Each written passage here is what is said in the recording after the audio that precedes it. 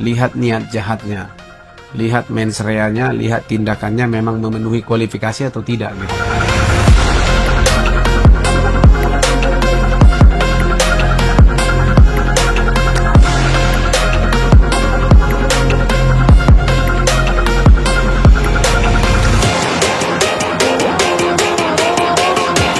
Ya, hari ini kita bertemu dalam acara Nahya Podcast bersama dengan narasumber langsung dari kantor Kejaksaan Negeri Gunung Sitoli.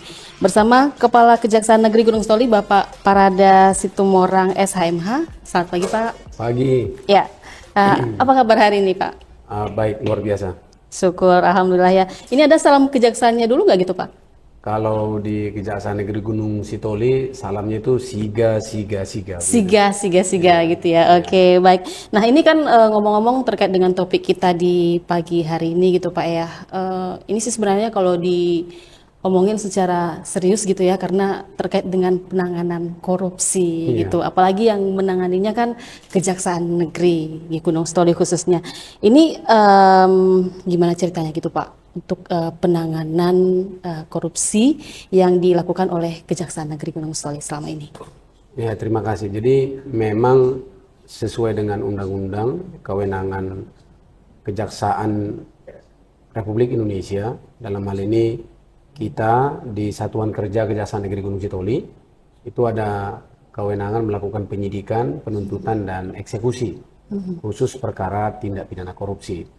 Nah, sejauh ini Kejaksaan Negeri Gunung Sitoli dalam melakukan penanganan perkara korupsi, kalau dilihat dari sisi volume, itu sejauh yang kami proses di tahun 2025 ini satu semester itu ada 10 perkara penyidikan. Dan saat ini masih juga berjalan untuk penyelidikan yang lain. Jadi supaya lebih clear, jelas, tahapan penanganan korupsi itu kan mulai dari laporan masyarakat, kita lakukan telaah terhadap setiap laporan, kemudian naik kalau memang ada indikasi tindak pidana, kita naikkan ke penyelidikan. Nah, indikasi, kita cari peristiwa pidananya.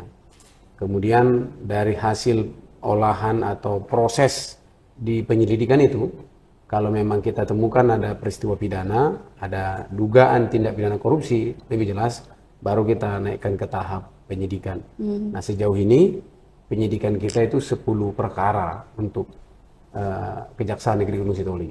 Jadi baik dalam ranah pidana ataupun perdata gitu, Pak ya, itu tadi tahapannya melakukan penyelidikan. Nah, ini hanya pidana tipikor aja. Pidana tipikor khususnya, jadi ada penyidikan dan baru penuntutan nanti di pengadilan gitu ya. Nah, ini untuk proses penanganan kasus korupsi ini seperti apa dilakukan gitu, Pak? Kita ada memiliki personil di sini itu kurang lebih 60 orang, tapi tenaga jaksa itu yang ditugaskan di Satuan Kerja Kejaksaan Negeri Gunung Sitoli itu hanya 11 orang. Itu termasuk 11 saya. Orang. Nah, 11 orang. Jadi dengan luas wilayah Kejaksaan Negeri Gunung Sitoli memiliki ada 3 kabupaten, Kabupaten Nias Utara dan Barat, serta 1 kota Gunung Sitoli. Kita harus memang punya strategi untuk menanganinya. Pertama-tama kami lebih dahulu melakukan yang namanya penyuluhan hukum kepada seluruh lapisan masyarakat, mulai dari tingkat desa sampai dengan di level pejabatnya, terutama teman-teman yang ada di pemerintah daerah yang konsentrasi pekerjaannya itu di pengadaan barang dan jasa. Jadi kita sudah keliling 4 kabupaten kota ini, kemudian setelah kita lakukan mitigasi risikonya seperti apa, kita jelaskan hal-hal yang harus dihindari itu seperti apa, konflik kepentingan itu seperti apa. Setelah itu baru kita melakukan penindakan. Jadi tidak ujuk-ujuk langsung penindakan. Jadi memang kita lebih dulu melakukan penerangan hukum, melakukan penyuluhan hukum, lalu dengan adanya kegiatan itu justru menurut kami dari hasil 1 semester ini, mulai dari tahun lalu sebenarnya, pengaduan masyarakat di sini itu termasuk kritis. Pengaduan masyarakat di Kepulauan Nias ini tinggi dan masyarakatnya cukup kritis. Menurut saya itu bagian dari peran serta masyarakat, peduli terhadap kampung halaman, peduli terhadap daerah, dan peduli terhadap kemajuan daerah. Dan kami sangat apresiatif terhadap hal itu, sangat mengapresiasi apa yang dilakukan masyarakat, dan ya kami harus siap menerima tantangan itu, dan kami kerja melakukan yang semampu yang kami lakukan, sekuat tenaga kami, karena memang tenaga kami cuma 11 termasuk. Jadi kadang-kadang saya juga ikut meriksa, Mbak. Ya. Gitu Pak ya. Jadi dengan kondisi personil yang memang dirasakan masih kurang seperti itu, seperti apa gitu Pak untuk terus memaksimalkan kinerja dari Kajari Gunung Sitoli? Ya, jadi begini, kita kan kalau sidang tipikor itu kan sidangnya harus ke Medan, Mbak.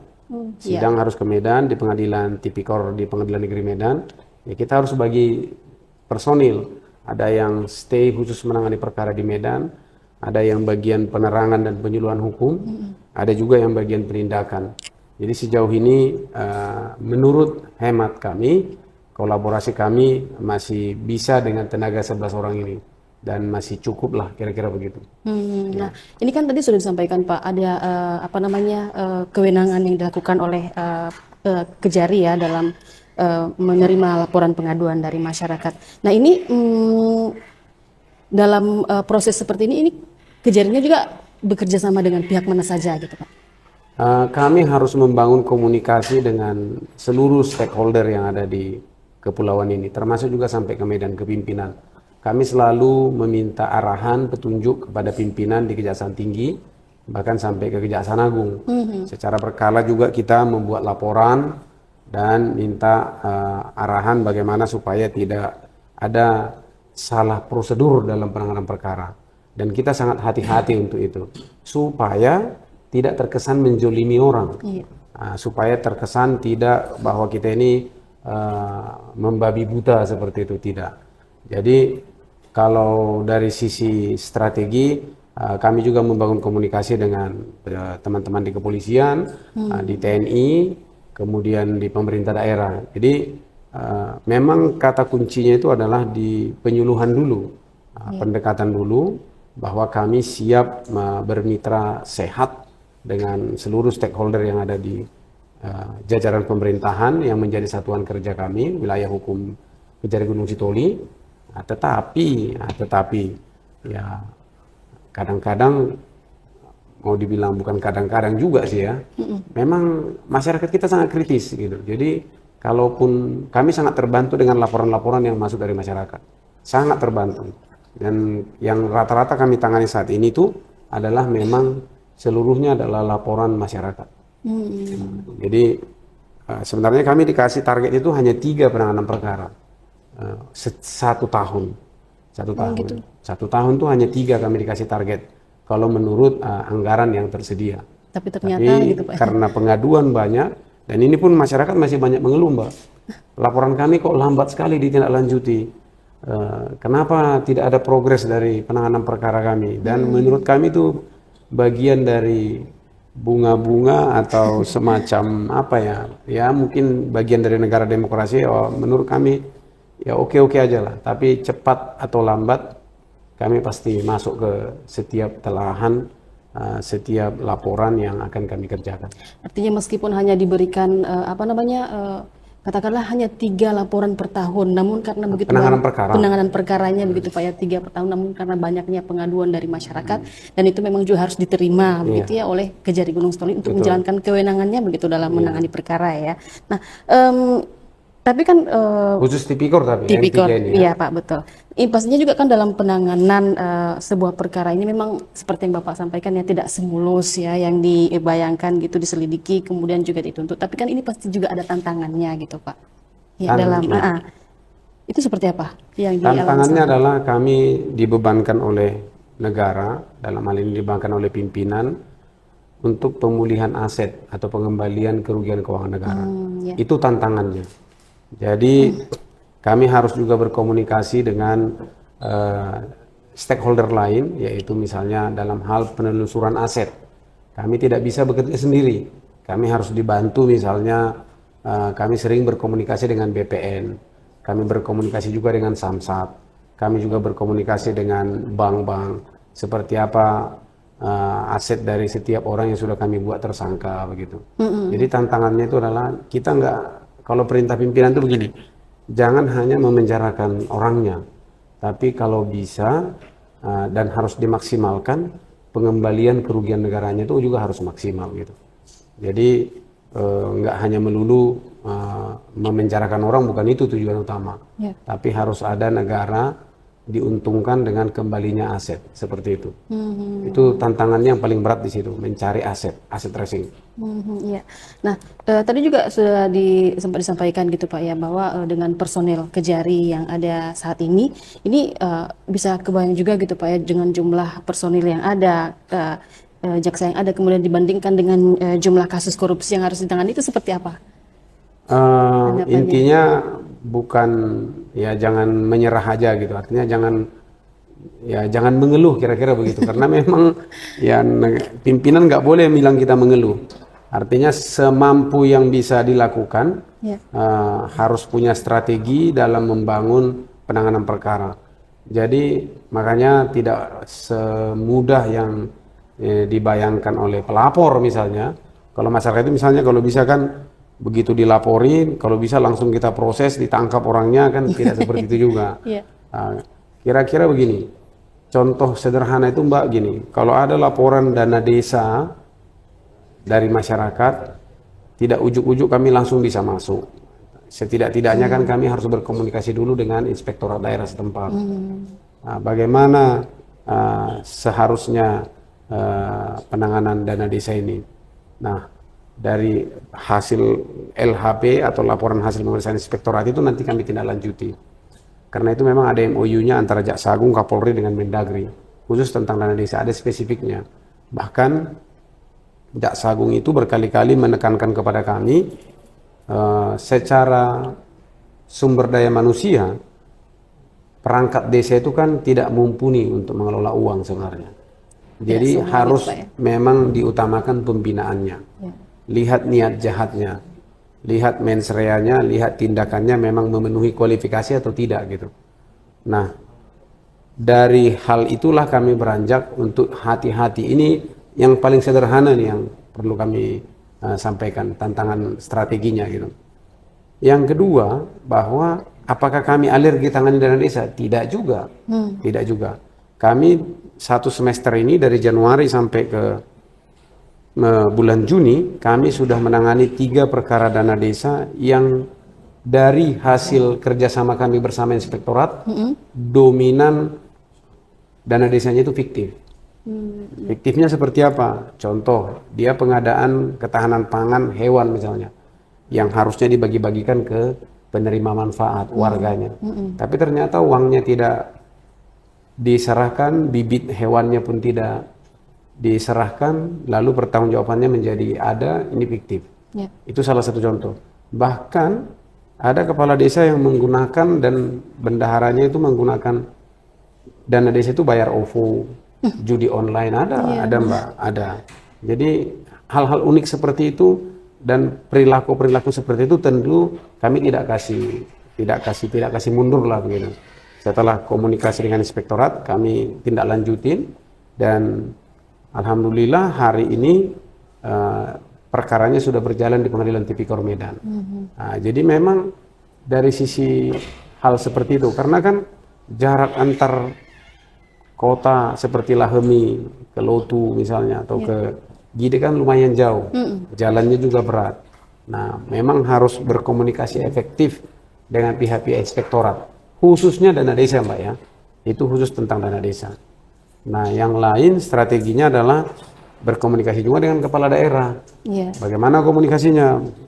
Pak Bupati, Pak Wali izin terkait hal-hal yang berkaitan dengan perbuatan melawan hukum, berkaitan dengan tindakan-tindakan yang merugikan keuangan negara, kami akan terukur dan melakukan penindakan secara efektif, kira-kira begitu. Jadi ya puji Tuhan sejauh ini komunikasi kami masih berjalan baik. Walaupun kami penindakannya mungkin akhir-akhir ini ya cukup kencang seperti itu.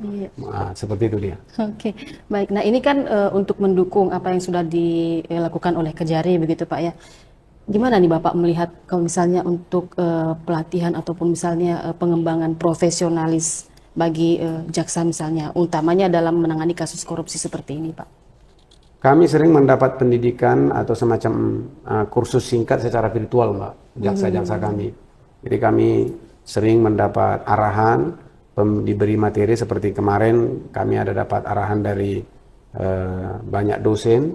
Jadi memang soal belajar ini tidak lagi harus ada pelatihan khusus berangkat ke daerah tertentu. Ini mungkin karena faktor efisiensi juga. Jadi selalu kita mendapat arahan petunjuk dari pimpinan, baik secara virtual, daring dalam jaringan maupun luring. Kemarin hari Selasa kami juga mendapat arahan dari pimpinan bagaimana menangani perkara itu jauh lebih efektif dan efisien. Jadi secara berkala kami sering dibimbing oleh pimpinan terutama dari Kejaksaan Tinggi maupun Kejagung. Jadi teman-teman jaksa di sini tidak akan kekurangan dalam hal meningkatkan profesionalismenya. Itu dari sisi pengetahuannya. Nah, yang kedua, kami juga secara rutin itu diaudit oleh bagian pengawasan namanya, asisten pengawasan Kejaksaan Tinggi Sumatera Utara. Kami dipantau dalam hal penanganan perkara, kemudian dipantau juga dari sisi kode etik perilaku. Jadi teman-teman jaksa penyidik itu harusnya dan mestinya sudah paham apa yang harus dilakukan, apa yang tidak dilakukan. Artinya jauhi perbuatan tercela. Dan ya apakah ada juga yang dilaporkan? Ada. Teman-teman itu juga tidak, artinya tidak memiliki imunitas ketika dilaporkan. Kita juga diperiksa, Mbak, oleh bagian pengawasan kita. Bahkan Komjak pun kadang-kadang secara berkala Komisi Kejaksaan meminta penanganan perkara kita itu apakah sudah sesuai prosedur atau tidak begitu. Kita juga diinspeksi kadang-kadang dari Kejagung datang melihat apakah penanganan perkara itu sudah sesuai dengan standar operasional prosedur gitu. Jadi kelihatannya aja sepi-sepi sebenarnya, padahal kita itu secara virtual dari kunjungan mereka juga memantau kita dan melihat seluruh prosedur penanganan perkara gitu, Mbak. Ya. Nah ini mungkin menjadi tantangan juga gitu Pak ya, dalam menjaga ya katakanlah citra kejaksaan di mata masyarakat gitu ya, di mata publik, seperti transparansi dalam penanganan kasus dan juga informasi yang jelas kepada masyarakat. Nah itu bagaimana tanggapan Bapak, Pak? Sejauh yang kami lakukan dengan arahan pimpinan, Mbak, kami sudah membuat publikasi semaksimal mungkin. Ya mungkin masih banyak yang kurang, tapi seperti dengan RRI kami sering merilis berita, kemudian kami juga membuka diri dengan kritikan masyarakat, postingan masyarakat, dan kami juga membuat akun-akun Instagram, bahkan kami punya buletin kinerja. Kami juga tidak alergi dengan teman-teman media. Sejauh ini menurut kami lumayan lah, karena kami juga punya kanal YouTube, kami juga mempunyai Instagram, kami juga punya Facebook, semua bisa dipantau seluruh kinerja kami. Dan kami juga rutin melakukan kunjungan ke sekolah-sekolah, kami juga melakukan kunjungan ke desa-desa, bahkan dengan desa itu kami berkolaborasi dengan beberapa BUMN yang aktif seperti Bank Mandiri, Pelindo dan PLN. Jadi kami sangat terbuka. Saya kira bapak-bapak PLN dan Pelindo sama Mandiri itu melihat kami itu dalam hal melakukan pendekatan ke masyarakat, kami gandeng, kami cocokkan seperti apa kegiatan yang bisa kami satu padukan. Dan puji Tuhan, alhamdulillah mereka percaya. Itu kan karena percaya, Mbak, karena percaya. Dan teman-teman media pun kalau berkomunikasi dengan kami, mudah-mudahan kami selalu merespon dengan baik. Tapi masih banyak kekurangan, ya. Kami masih akui masih banyak kelemahan kami. Tidak juga lebih-lebih banget lah gitu kan. Tapi semampu yang kami lakukan. Iya, baik. Nah ini satu hal tentang program capaian di Hari Adiaksa Pak ya tahun 2025 ini. Bisa disampaikan mungkin seperti apa penanganan kasus korupsi dalam kurun waktu beberapa tahun terakhir ini? Capaian kami di semester 1 ini di hari ulang tahun Adiaksa yang bulan ini, kami masih memiliki beban untuk memulihkan keuangan negara. Kalau kami dikasih target itu 700 juta Mbak sebenarnya, 800 kalau nggak salah saya keliru. Hari ini kami baru mencapai di sekitar 600-an. Jadi kami harus masih mencari aset dan mungkin uang untuk bisa mencapai target itu. Harusnya setiap penanganan perkara yang mengandung kerugian negara itu harus kembali ke negara. Dan walaupun perkaranya putus, kami juga harus mencari aset seperti apa pengembaliannya. Dan yang paling penting adalah arahan dari Jaksa Agung, Pak Kajati, dan para Jaksa Agung muda kepada kami di daerah. Penanganan korupsi itu tidak berhenti hanya dengan melimpahkan ke pengadilan, kemudian dilakukan dengan pengembalian kerugian negara, tapi juga kami harus memperbaiki tata kelola. Jadi mungkin saya sampaikan juga di forum ini, kami sekarang bekerja sama dengan PDAM Tirta Umbu, karena beberapa tahun yang lalu kita ada melakukan penegakan hukum, yaitu bendaharanya dan direkturnya kalau saya nggak keliru itu dipidana. Dan hari ini kami bersama bagian Perdata dan Tata Usaha Negara bersama Pitsus juga turun melakukan tata kelola. Jadi dulu kan pembayaran PDAM itu manual. Sekarang mereka sudah mulai membuat pembayaran secara elektronik. Tapi ada juga masih yang manual. Nah ini yang perlu kita perbaiki. Jadi jangan mengulangi kesalahan yang sama.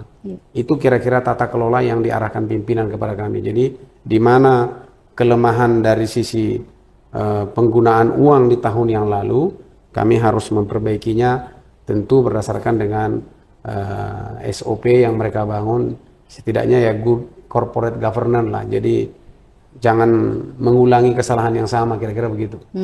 Jadi itu tugas Datun, itu tugas kami. Jadi melalui Datun, Pitsus dan Intel itu aktif. Oke. Baik. Nah, tadi sudah disampaikan juga sedikit Pak ya bahwa dari salah satu program Kejari Gunung Sitoli ini kan ada di sekolah-sekolah begitu ya, jaksa masuk sekolahnya ini. Mungkin bisa diceritakan Pak kegiatan sosialisasi Kejari Gunung Sitoli yang peduli dengan anak-anak di daerah terpencil juga termasuk ya? Ya. Jadi kalau jaksa masuk sekolah itu memang tujuannya adalah bagaimana kita mengenalkan institusi kejaksaan. Itu yang pertama. Yang kedua, bahwa di pengaruh dunia internet atau era informasi yang luar biasa ini, kami sering melihat penanganan perkara kasus tindak pidana kekerasan terhadap anak itu tinggi.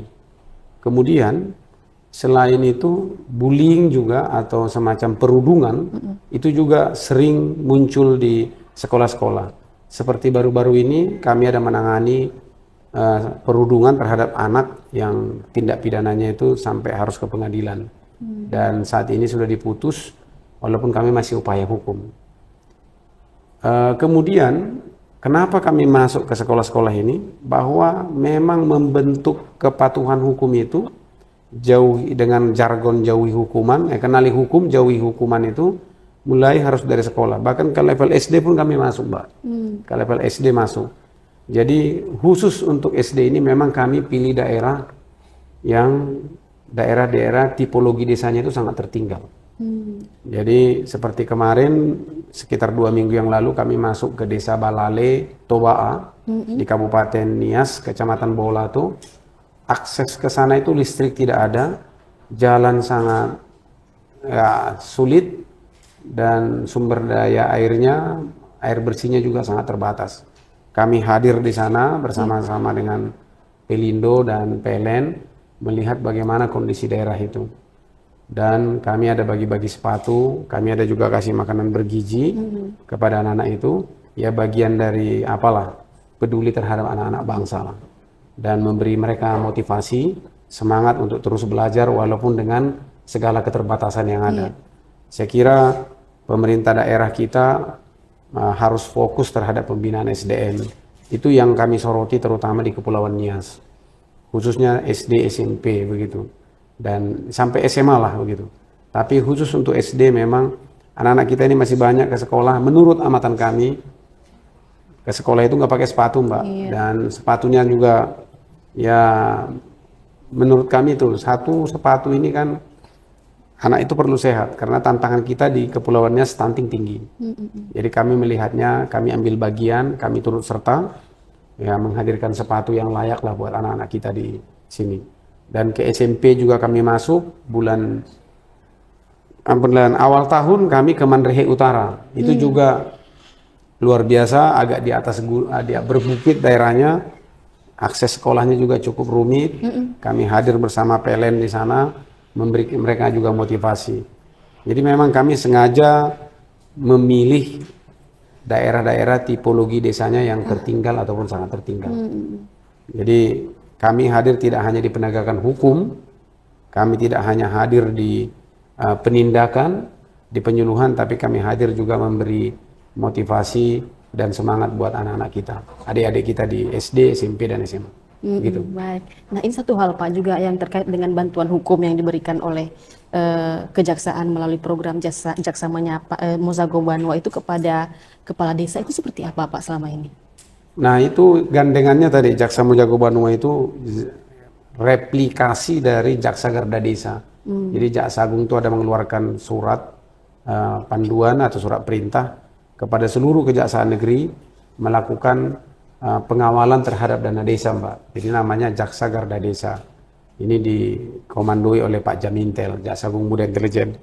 Nah, kami replikasilah menjadi Jaksa Mozago Banua namanya, supaya lebih memenuhi kearifan lokal. Nah, kami masuk, hadir, melakukan penerangan hukum, penyuluhan hukum kepada perangkat desa, dan sambil membawa ya oleh-oleh lah kepada anak-anak di desa. Jadi selain berbakti sosial, juga kita melakukan penyuluhan hukum. Nah, sejauh ini dari amatan kami, setelah kami memantau kepatuhan perangkat desa setelah disuluh, itu juga masih rendah. Jadi perlu kayaknya harus lebih intens gitu. Tapi apalah daya, dengan luas daerah seperti ini, kita kan nggak boleh menyerah juga. Nah, tapi yang bisa kita kerjakan, kita lakukan, yang penting sudah terprogram dia. Dan hasil penyuluhan itu ya itu tadi yang saya ceritain sama Mbak, ada 3 desa yang kita tindak juga penanganan perangkat desanya. Mulai dari kepala desa, ada PJ kepala desa, ada bendahara, ada sekretaris, ada pemimpin kegiatan di desa. Itu juga kita proses. Apakah daerah itu pernah kita suluh? Yes, pernah kita suluh. Tapi ternyata tidak. Tapi ternyata juga tidak memiliki kepatuhan terhadap penggunaan anggaran desa. Jadi daerah yang kita suluh malah lebih kencang untuk kita amati gitu. Kalau yang belum kita suluh, ya masih kita jadwalkan. Kita harus tetap menyapa mereka. Jadi seperti di utara kemarin, kami kumpulkan seluruh kepala desa, kami penyuluhan supaya lebih efektif.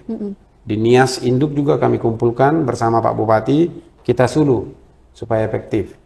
Nah, kemudian di Gunung Sitoli, kota, kita ada yang secara per desa, ada juga yang per kecamatan. Di barat juga seperti itu, ada yang per kecamatan, ada juga yang per desa.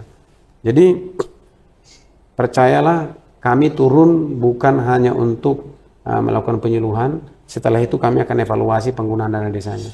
Dan kalau ada perbuatan indikasi tindak pidana korupsi, kami pasti tindak. Kira-kira begitu.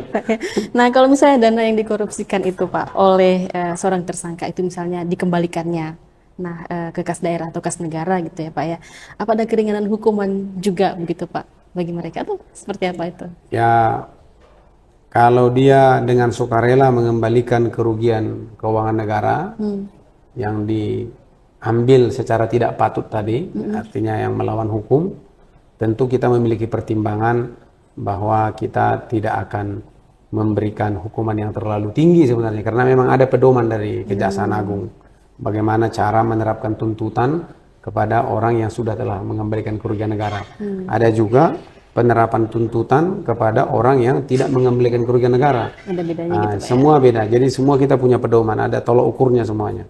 Jadi bukan istilahnya dikasih keringanan, ada mekanisme yang berlaku untuk hal itu gitu. Tapi yang jelasnya dulu tidak akan menghapus hukuman pidananya gitu Pak ya? Tidak akan menghapus. Pasal 4 Undang-Undang Tipikor itu jelas, pengembalian kerugian negara tidak menghapus perbuatan yang dilakukan. Betul. Jadi uangnya silahkan dikembalikan.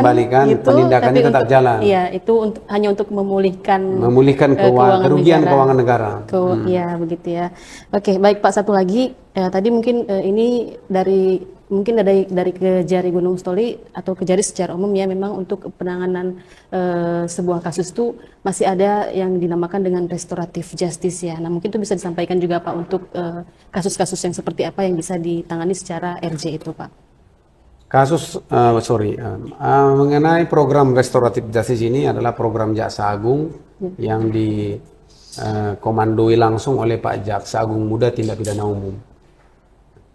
Untuk Kejari Gunung Sitoli, satu semester ini kami sudah ada menangani 6 restoratif justice, yaitu kita damaikan setelah perkara itu P21 dari pihak penyidik di Polres Nias. Kita P21, lalu kita tawarkan, kita buka jalan damai antara pelaku dengan korban. Nah, kalau sepakat di antara korban dengan pelaku dan juga keluarganya, dan memiliki kriteria selama ini mereka selama berdampingan juga tidak memiliki masalah atau mengganggu ketertiban umum di tengah-tengah masyarakat, berdasarkan peraturan Jaksa Agung, kita harus membuka jalan damai. Gimana caranya? Tapi tanpa syarat. Nah, jadi nggak ada istilah kita harus bayar sekian, nggak ada sekian, itu nggak ada. Jadi yang penting korban pertama kali ikhlas untuk memaafkan pelaku. Kemudian ancamannya di bawah 5 tahun. Kemudian dari ancaman di bawah 5 tahun itu terjadi pemulihan harkat dan martabat si korban. Dan kalaupun dibawa ke persidangan, itu lebih banyak mudaratnya. Seperti apa? Ya tentu tidak akan mengembalikan lagi kondisi semula seperti itu. Kalau sampai dipidana, nanti kembali hidup berdampingan. Artinya dendam itu dalam arti kata itu harus terus tumbuh. Nah, kita tawarkan. Ada yang gagal nggak RJ? Ada. Ada yang kita gagal RJ, kita upayakan di para pihak nggak mau berdamai. Ada. Ada juga Pak ya? Ada. Gitu ya? Jadi sejauh ini 6. Memang nggak semua bisa perkara di restoratif justice, Mbak. Nggak semua. Perkara-perkara seperti yang ancamannya di atas 5 tahun nggak bisa. Seperti pembunuhan misalnya nggak bisa. Seperti perampokan dengan kekerasan nggak bisa. Nah, jadi yang kalau seperti KDRT yang mengakibatkan mati juga nggak bisa. Yang jelas ancamannya 5 tahun ke atas nggak bisa.